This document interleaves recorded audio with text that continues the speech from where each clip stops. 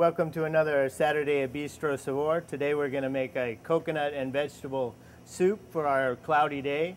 We're going to start with our aromatics. We have some red onion, a little bit of garlic, ginger, and then we're going to saute that through just a little bit before we add our shiitake mushrooms and our other vegetables.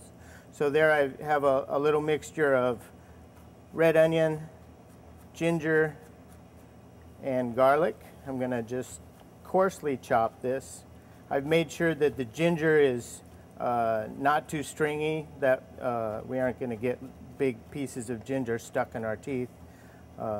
There we go. We have a hot pan on the burner here. We're going to make that sizzle nicely. As that's cooking, we're going to just slice some nice fresh shiitake mushrooms. Any mushroom will do here. I like the shiitake mushroom because it kind of browns down into a very meaty flavor.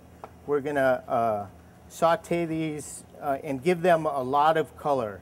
The more color you give them, the better the soup will come out, the better the flavor of the mushrooms will stand out. So there again, just kind of coarsely chopped. They go into the pan and we're going to toss them around a little bit. Make sure that they color up real good. I'm going to turn the heat up a little bit there and add just a touch more oil. You never know how dry the mushrooms and aromatics will be, so sometimes you have to add more fat to saute them in. I have 3 spears of fresh asparagus. Any vegetable will do here. At this point, I have some pattypan squash that I'm just kind of coarsely chopping. And this recipe is for 2 to 3 servings, depending on how hungry you are. There we have our vegetables chopped up. And before we get all the way into the soup here, we want to make sure that the garlic doesn't burn, because that'll give you a kind of bitter flavor there. We're going to toss just a little bit of soy sauce in there. Not all of it. I'm going to save some for later. Toss that around so that gets absorbed into the mushrooms. And then we add our asparagus and squash. And now I'm going to add just 1 green onion. Just sliced on the bias to make it look pretty when it's served in the soup bowl. And there you have it. That's about all we need to cook our vegetables.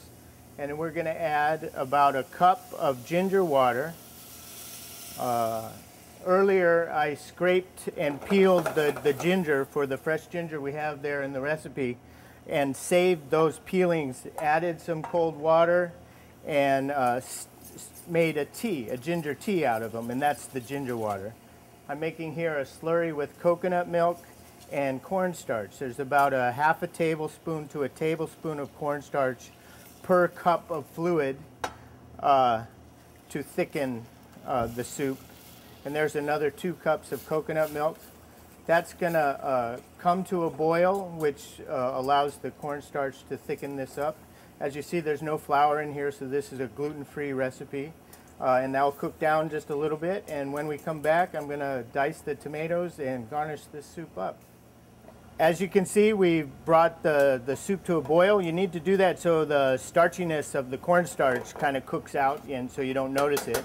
But it's got a little overly thick. But before we thin it down, we're going to add the diced tomatoes and stir it up just a little bit, because they'll release a little grape flavored liquid. But it's still a little thick for my taste, so I'm going to add a little bit more ginger water.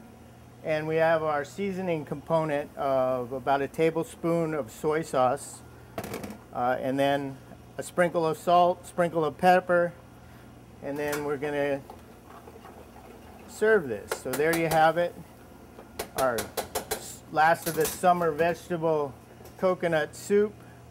We're going to garnish this with a little bit of lime zest and a little spicy chili sauce.